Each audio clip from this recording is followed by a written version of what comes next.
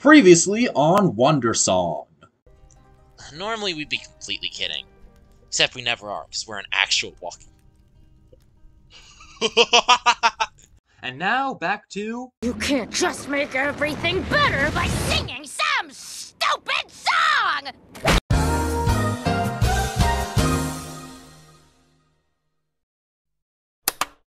Hello, JDs and Lentlemen. It's me. Future Back. Dang, does that mean I'm gonna be working with Future Back? Anyway, long story short, I screwed up. The audio for what was supposed to be episodes 9 through 13 of this series are just awful. It's kind of unbearable to listen to, actually.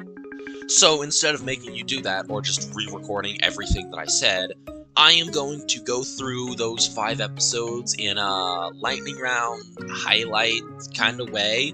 So it's only going to be, like, maybe 1 or 2 episodes, and I'll just be providing a voiceover and rough summary of everything that happened.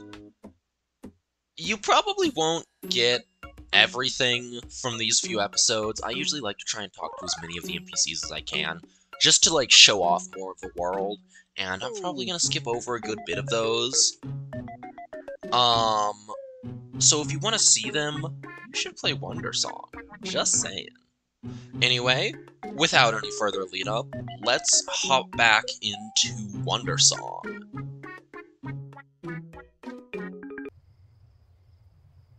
Upon arriving in Lumbertown, Kiwi was nearly attacked by someone's keen. Ping, their owner, believes that the duo are spies from Chaandesh. The town's leader, Phil, says that Lumbertown will be a safe place and that they can stay there. Checking in with Miriam, she seems uncomfortable. Everyone's staring and everyone's suspicious. From talking to other people, we learn that the monsters are coming from Chaandesh, and that the people of Chaandesh have no respect for nature, nor the Zaishian way of life. We also learn that Aubrey, the hero, came through here, bringing the elderly and children who used to live here to the capital, Rulle. Later that evening, Phil invites Kiwi and Miriam to a campfire, where he and Kiwi sing a song, the Song of the Wayfarer.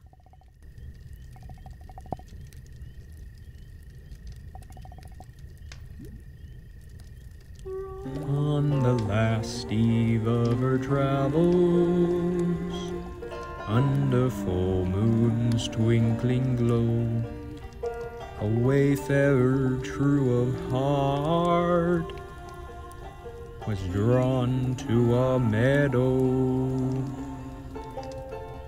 where the trees stood still and silent, watching a maiden twirl the air. Her breath escaped in song, and her soul had been ensnared. They danced in step, weightless in time, with nothing left but two hearts entwined. From that moment on, the witch's magic burned. The spell had been cast, as her love did slowly learn. As each night lingered on, the wayfarer's soul grew thin. Her body faded softly as the spell pulled her in. They danced in step, weightless in time, with nothing left but two hearts entwined. After the song, Kiwi asks why the witch would steal the Wayfarer's soul. After all, they were in love, weren't they? Turns out, much of Lumbertown, and likely a lot of Ruelle, believes that witches are just soul-stealing tricksters. The next morning, Miriam is understandably eager to leave. She and Kiwi head to Ruelle, running into the Rainbow Girl, Ayala, on the way. They find her surrounded by the bodies of giant monsters. Apparently Aubrey had a fight with them, and Ayala was simply just zoning out there. Well, in Ruelle, the hero was being crowded by fans, and according to Miriam, sees them but pretends not to. Though, as the duo soon finds, the King of Ruelle isn't seeing any visitors. Luckily, or unluckily, depending on how you see it, Aubrey's already been invited, and for the low price of a potion of power, we can go with her. The only problem is that that potion of power would cost enough money to fill a treasure chest, which, if you'll recall, Kiwi has no money at all. Though, on an even better side, Grandma Safi is an expert potion maker, and she trained Miriam well, and Miriam knows exactly what they need for that potion. A few butterflies help Kiwi get the leaves needed, and a kid offers them their frog. They then find a wandering trader who gives them their mushroom in exchange for a song. I'm pretty sure that trader was like a tanuki? Not sure though. And finally, Miriam locates the correct kind of flower in an old woman's yard. They make a deal to clear out the leaves from her yard, and they get the flower, though Miriam and Kiwi have a brief discussion here, trying to decide if they really should keep their promise. After all, the world is ending. Their quest to get the Earth Song is far more important than raking somebody's yard. Ultimately, we decide not to steal anything, and the woman even gives us cookies alongside the flower. I see this as an absolute win. We hand the supplies off, and, well, it looks like they're a little bit wrong. The frog was supposed to be alive, the leaves and the mushroom are just slightly the wrong color. But it's okay. They're close enough, and we can probably pass off a faulty potion to Aubrey. While we're brewing the potion, Miriam reveals that she never really knew her parents, that Grandma Safi was the only family she ever had. Miriam always thought that if she became a good enough of a witch, one day her parents would come back.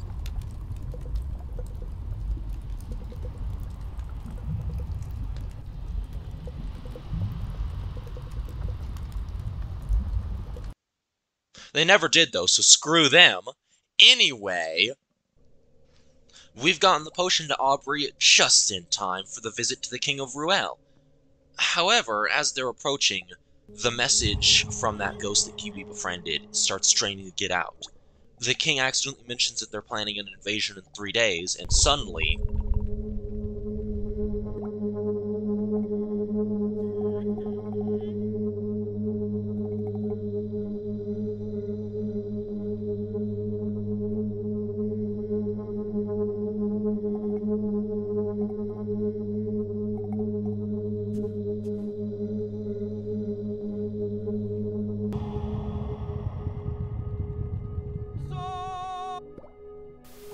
King of Ruelle, it is time to talk.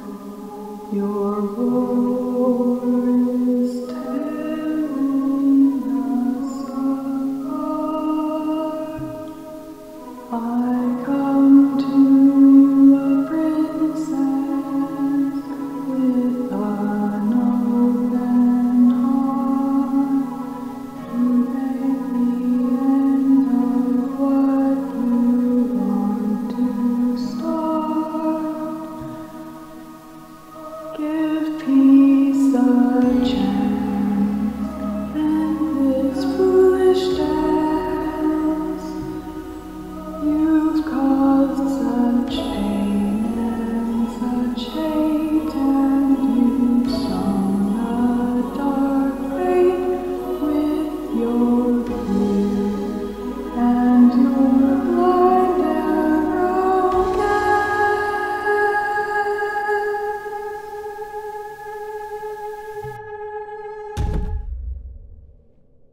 Kiwi wakes up on Miriam's broom, learning that the song didn't work, and that Kiwi was even sent to prison over it.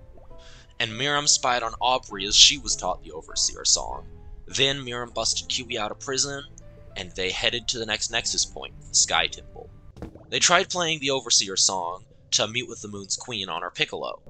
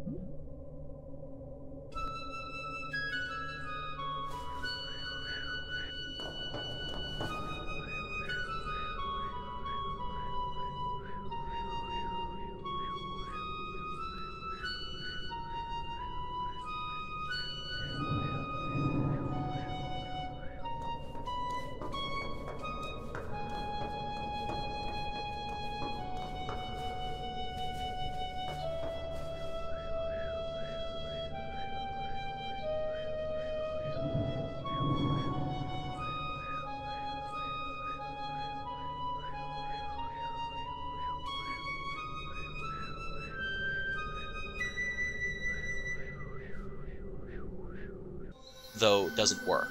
Ayala materializes and tells them that Aubrey just learned that they only have one half of the song. Chaandesh's queen has the other half, which will make things difficult. Miriam and Kiwi head out on Miriam's broom and suddenly get shot down by a pair of witches from Chaandesh called the Spell Squad. They had thought that Kiwi and Miriam were spies, and before any reparations can be properly made, a giant monster attacks. Turns out, Chaandesh thinks that Rulle has been sending the monsters out. Kiwi uses their music to help the Spell Squad charge their magic, as well as keeping the smaller monsters away. In return, they bring Miriam and Kiwi to a riverboat that's safely on its way to Chaandesh. After this, Kiwi does what anyone would naturally do, and wanders off to go talk to musicians and help them arrange their song. They play their song,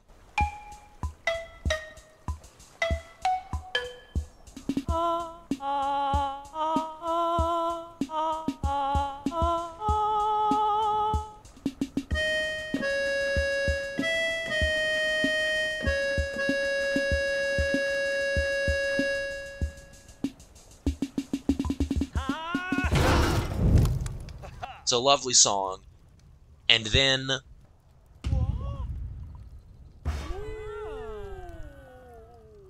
apparently, Aubrey's been on the boat. She reveals to everyone that Kiwi and Miriam are fugitives from Rulle.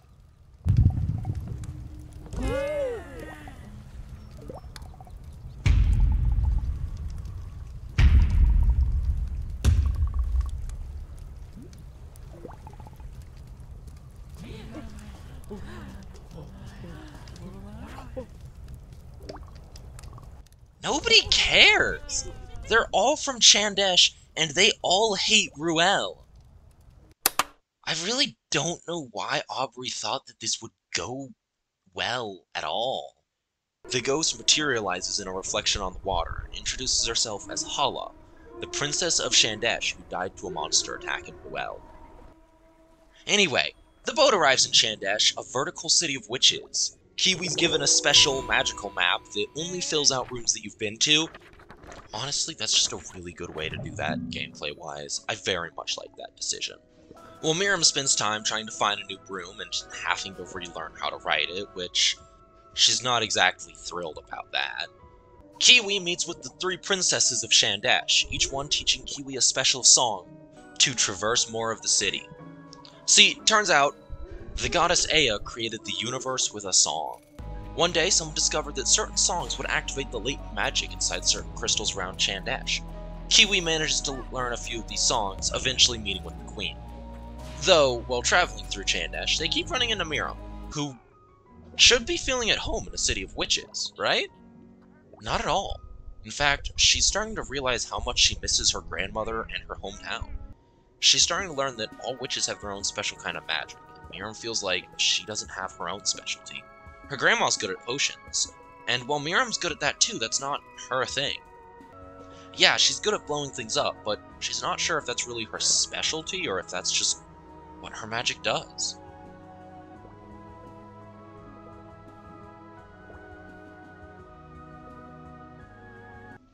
To their surprise, Kiwi manages to run into Manny, Ash, and Viola from Delphi. They're old bandmates. They've been traveling the world spreading good vibes with their songs. Manny also says that Grandma Safi has been protecting Delphi from monsters, which It's a little concerning that there are so many monsters in Delphi. Inside the club-like atmosphere at the Creator, Kiwi finds Miriam dancing. She says that while she usually doesn't like dancing, she's been trying new things and learning all sorts of stuff about herself. Kiwi relays the information about her grandma, and the two begin to have a proper heart-to-heart. Miriam states that Kiwi always seems to be happy and always knows who they are. Meanwhile, Miriam doesn't. She's just unsure. And while Kiwi always finds it so easy to be happy, Miriam doesn't. A moment passes, and Miriam asks why Kiwi isn't moping about not being the hero anymore. They reveal that it's still upsetting to them. They think it's unfair that someone like Aubrey is the hero. All Kiwi's ever wanted is to make a difference and save the world, and now with the chance, it's supposedly completely impossible. Miriam says that they kinda look up to Kiwi in that regard. No matter how hard they try, they keep going. There's giants, monsters, ghosts, heroes, spirits. They're in way over their head. And yet they're just happily singing their songs. It's impressive, honestly. I'd like to take a moment here to just say that near the beginning of the game, when we were first introduced to Miriam, I stated that I really liked her as a character, that she was one of my favorites. This scene is why. I think that just about everyone can relate to the idea of trying to learn who they are, especially after you've moved out and started living on your own. You start learning more things about yourself and start trying to decide what you want to do and not just doing what your parents tell you have to do. After their little heart-to-heart, though, Kiwi makes their way to the Queen of Chaandesh, who's shocked to see Hala in the reflection of the floor. She refuses to believe that her daughter died, but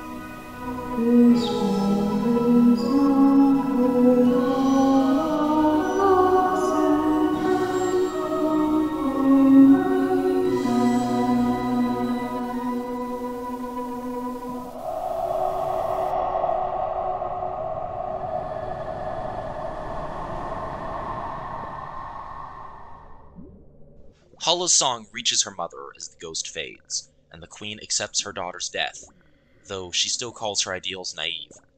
There's no way to stop this war now, according to her. Kiwi's kicked out of the throne room, though luckily one of the servants teaches Kiwi the Overseer song, so that they and Miriam can return to the Sky Temple and perform the Overseer's song as a duet.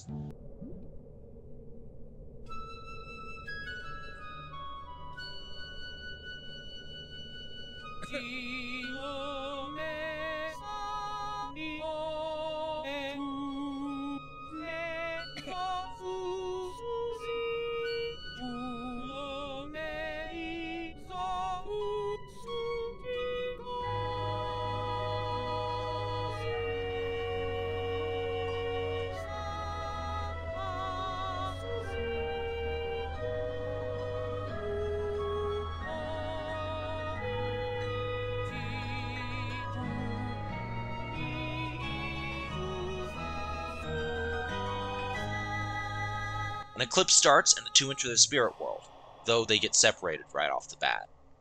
As it turns out, everyone who enters the spirit world sees it differently. The aggressive hero Aubrey would see the spirit world far different than the pacifist bard Kiwi would. The only stable parts of the spirit world are the Overseer's castle, which is why they can always find each other there. When Kiwi enters the spirit world, they run into a small fairy who asks Kiwi to help them find their friend, who was kidnapped by monsters.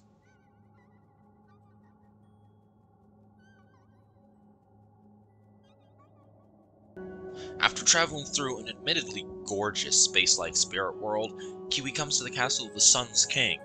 It turns out the Moon's Queen was back when we came. Which is odd. The two Overseers haven't always been this close. Inside the castle, it's dark. There are strange glowing eyes watching us, and large monsters that chase after us if they see us. Those monsters are the ones that apparently kidnapped the Moon Fairy's friend.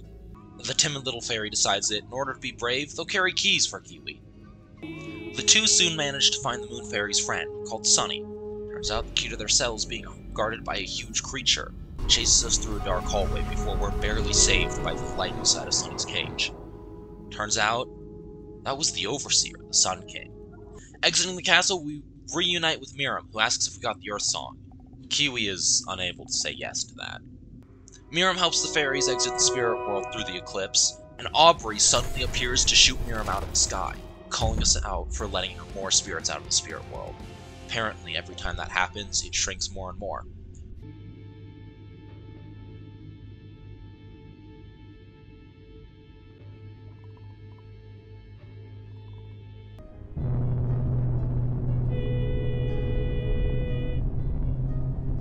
Suddenly, the Moon Queen and the Sun King burst out of their castles in a liquid blobby form.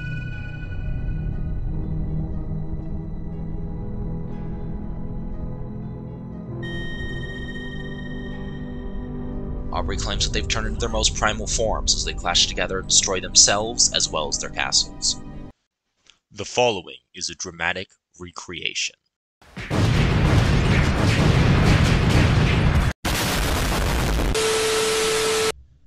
The trio materializes inside of a dark void. Aubrey leaves, claiming that Kiwi doesn't belong in the story. Miriam is face down, awake, but not seeming to be really ready to do much of anything right now. Kiwi plays a massive piano to gain the next two parts of the Earth Song from the spirits of the Overseers.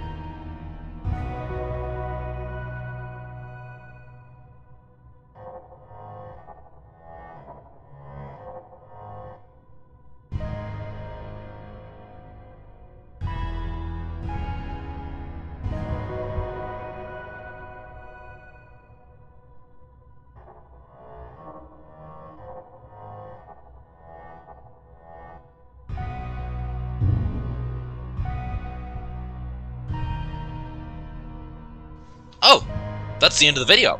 Well, okay. Sorry again about having to compress these videos into highlights. I'll have to make sure that my mic is better positioned in the future. Until then, please check out the links in the description for my Twitch, my Patreon, or the Chaos Crew Discord server. As always, I hope that you've enjoyed. Thank you very much for coming. And have a lovely morning, evening, and I will see you again another time. Goodbye. Before the two are spat out into the real world. Kiwi carries Miriam down the steps of the Sun Temple as they hear voices below them. The King of Rulle and the Queen of Chaandesh are arguing. Kiwi drops down between them and calls out.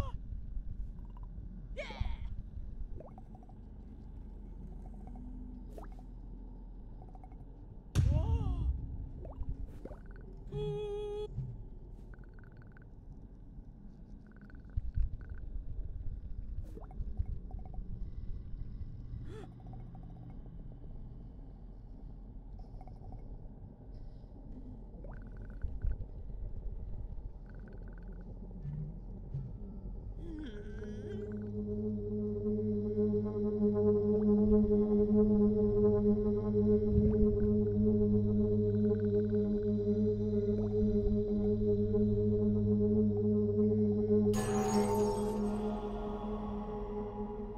voice joined by every citizen of the two kingdoms.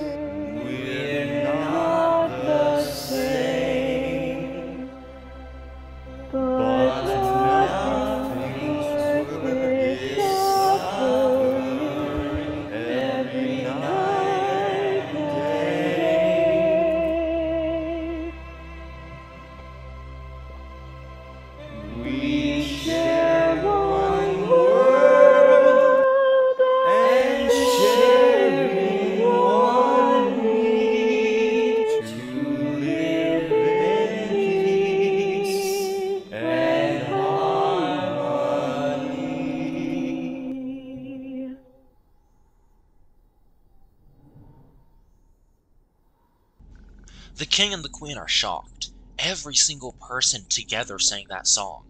Did Kiwi really think a cheesy song like that would change anything?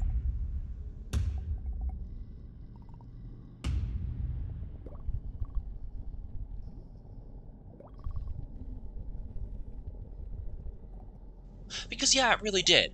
Somehow neither of them had realized that it was causing so much anguish to everyone in their kingdoms. Kiwi steps away as Miriam limps down the hill. The spirit world has just collapsed, and Miriam is too hurt, and perhaps too homesick, to continue.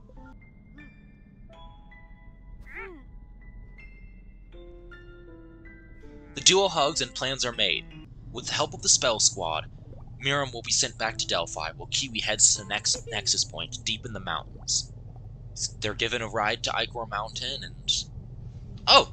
That's the end of the video! Well, okay. Sorry again about having to compress these videos into highlights. I'll have to make sure that my mic is better positioned in the future. Until then, please check out the links in the description for my Twitch, my Patreon, or the Chaos Crew Discord server. As always, I hope that you've enjoyed. Thank you very much for coming, and have a lovely morning, evening, and I will see you again another time. Goodbye.